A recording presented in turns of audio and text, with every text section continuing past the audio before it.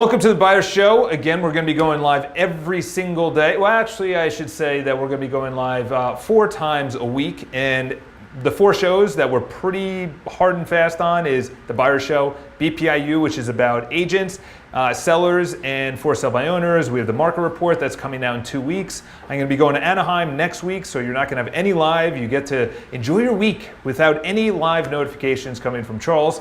Today we're going to be talking about something that essentially is on, I guess, a lot of people's minds. You know, they're buying co-ops. They're understanding that co-ops are a little bit different if you're a first-time home buyer or you're coming into the city and you're not really familiar. You're like, oh no, there's co-ops in my city.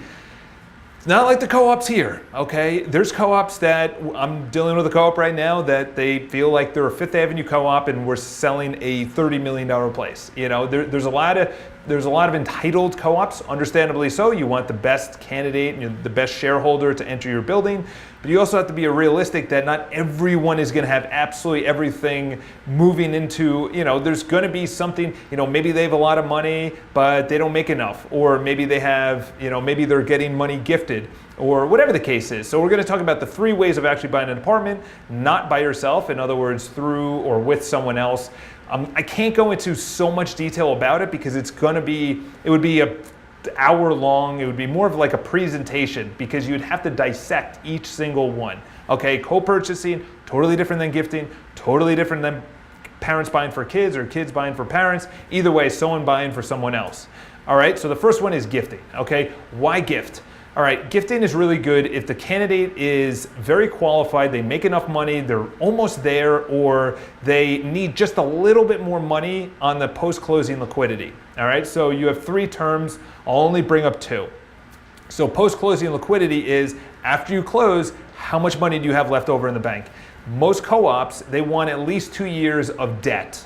Okay, in other words, how much money leaves your bank account every single month? They want 2 years of that. It could be towards student loans, it could be towards a boat, another house, it could be credit card debt, it could be anything, any kind of. So you have 2 types of credit. You have installment and you have revolving. Okay, installment means you're kind of cutting away on a big amount. It could be $80,000 in student loans and you just make monthly payments. Revolving is different. Revolving means that you're paying off every single month your credit card bill. You get a $5,000 credit card bill, in which, you know, hopefully it's lower than that, but whatever. And you pay it off every single month. That's revolving, okay? So they want to know, not on revolving, but on installment, when you have your maintenance and you move in and you have your mortgage, if you have a mortgage, what is leaving? They want to have at least 2 years. And if you don't have 2 years or you need money for the down payment, you have to understand that gifting is probably the best way because you're not getting anyone else involved in the board process. Personally, I love gifting. Other people don't because there's tax ramifications. Obviously, talk to your tax and accountant about that. I can't give you advice on that. And I also can't give you legal advice on what you should do, okay? Talk to counsel on that. However, gifting is the best way because most people that gift, they don't want to go through the entire rigmarole of being a guarantor or a co-purchaser or just being on the stock and lease. They don't want to be there. They just want to give the money, be like, I'm buying this and free and clear. Okay, so gifting, there is tax ramifications. Obviously, talk to them. Talk to your professionals about that. I highly recommend gifting as the first thing. You have to, 100%, first of all, the bank needs to know. And the co-op needs to know, and they will find out because it's going to be in your bank statements. You're going to have $250,000 in your bank account, and then out of nowhere, you have $500,000. And they're like, okay, where did this come from? It was a gift. Okay, the building doesn't allow gifting. The bank does. The bank needs a notarized letter. Banks are way more easy to get qualified than co-ops. Okay, so gifting. Moving on to parents buying for kids. This is vitally important for a multitude of reasons because I do know of an instance where someone was actually buying for their kid. That they masked it as they're buying for the kid, and because that was allowed by the building, but pied-à-terres were not allowed by the building. So a pied-à-terre is a second home. So in other words, they bought for the kid, but they were actually living there temporarily. And the building said, whoa, your kid hasn't moved in, and you're visiting once every 2 weeks. You bought this as a second home. You lied to us. So guess what they did? They took away their stock and they took away their lease to live there, and they had to sell the stock. So they couldn't actually live there. They revoked their lease to stay there, and they had to sell their shares on the open marketplace, and they just bought. So they took a huge loss because they had to bring on a realtor, they had closing costs on the front end and on the back end, and the co-op found out. Listen, I had a doorman. Okay, I had a client visit me one time and pretty much was the same thing. I said, is this for the kid? Is this for you? What do you want to do? And we've been seeing, almost 3 or 4 days of homes, and the story was kind of a little wishy-washy. And I said, what's going on here? So finally Saturday I said, you have to tell me, is this for your kid or is this for an investment purpose? You have to be honest with me.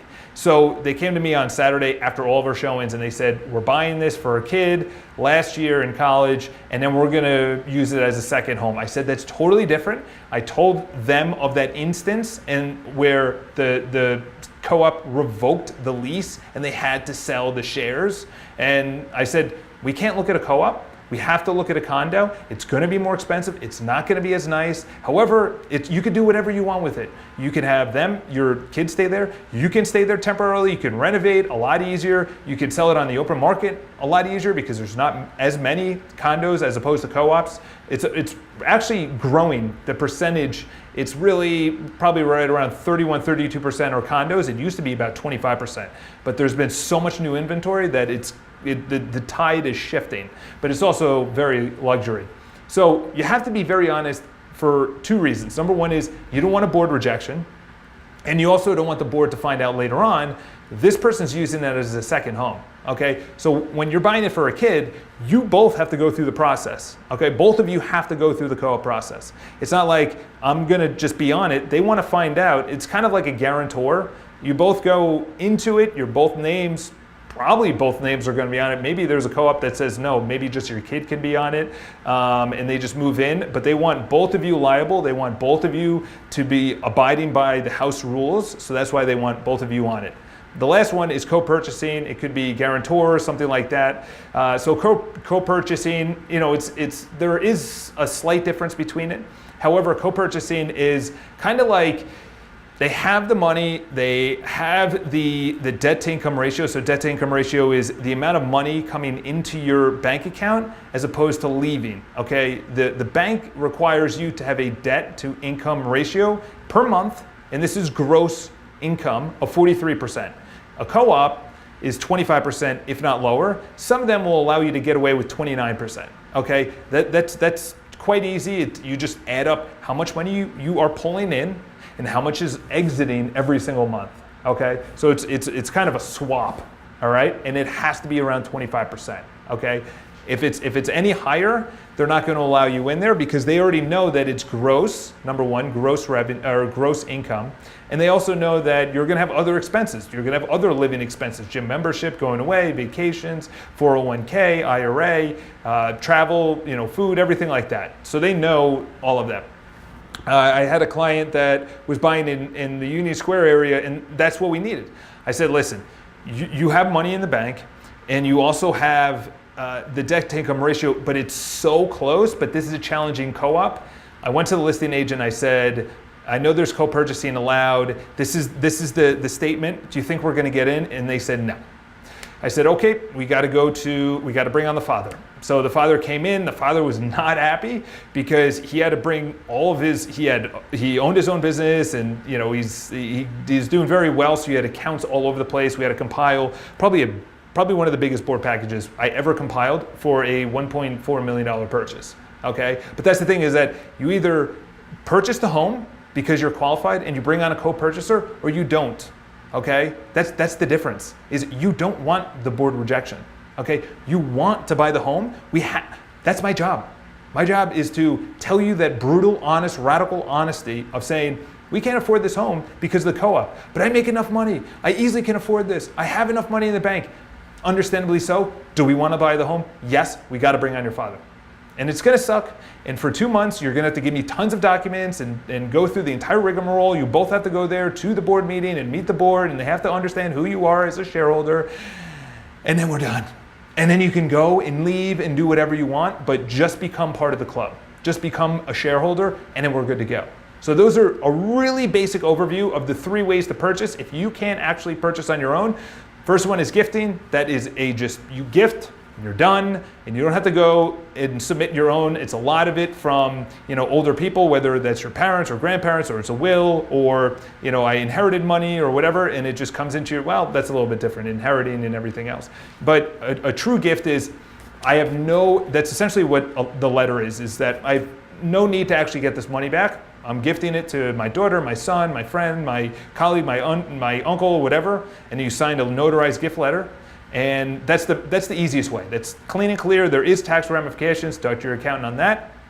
Second one is parents buying for kids. In other words, they buy, and the kid lives there. It could be a student, it could be someone else, and they just don't have the acumen to actually get through. They don't have the financial means to actually get through it, so they need the parent to pretty much do everything. They're the main person, and then you have co-purchasing, which is a little bit different, parents buying for kids and co-purchasing. So co-purchasing, you're literally going in together. You're going in, it's like you're 50-50 on it. On the parents buying for kids or kids buying for parents, there's obviously one person that's going to get scrutinized who's not living there. Okay, with a co-purchase, that person may not live there either. Okay, that's more of a guarantor situation if you're familiar with rentals. All right, so those are 3 ways if you can't qualify on your own. Each co-op is completely different on what they require after you close, how much money they require after you close, how much you are debt to income ratio, and obviously what is allowed. Some buildings allow no gifting, but they allow co-purchases. Some buildings allow all 3 or none of them. Okay, it really depends on how challenging the co-op is. And to be honest, I would also look at it as if they are really, really, really, really challenging, that's also going to come up probably when you sell. Okay, because if they're really, really hard, you have to find a really qualified person to move into the building. Okay, because that's not really opening it up to the entire marketplace. You are opening it to the entire marketplace. There's only a certain fraction of people that have the means to actually get into there. There are some Fifth Avenue co-ops where we understand you all have money that are going to be qualified, but who do you know? We need something from the mayor, we need something from a senator, we need something from the governor. In other words, letters of recommendation. It's all about who you know. All right, there's a lot of those co-ops out there. So if you guys have any questions, leave in the comments below. I'm going to be going to Anaheim to reboot, get educated, network. I'm going to go see someone called Tom Ferry. He's an incredible national real estate coach. He's incredible on just technology, the future, what's coming in, making it a little bit easier, which actually makes the system and the experience for you guys a little bit better. We're going to be building out a studio, so this is the last time you're going to actually see this as the background. There's going to be lights and everything else, so it's going to be a little bit better. Always getting 1% better. If you guys have any questions, leave in the comments below. Subscribe to the video. If you guys want to contact me, charles@bpi.live, as my light goes off in my office. Charles@bpi.live. So not only do you have any questions or any referrals or anything like that, we're also here to help you not only just basic questions of should I co-purchase, should I guarantor, should I do a gifting, should I do something where, co-ops are just sometimes a mess. It takes a while. It's a lot harder than you think. Condos are better, but they're more expensive. And to be honest, you're probably not going to get as good of a deal. Okay, because there's more co-ops, there's a lot of people that aren't qualified, everything else. So any questions, leave in the comments below. Have an awesome weekend. I'll talk to you guys when I get back. And of course, as always, any questions, charles@bpi.live. Talk to you guys soon.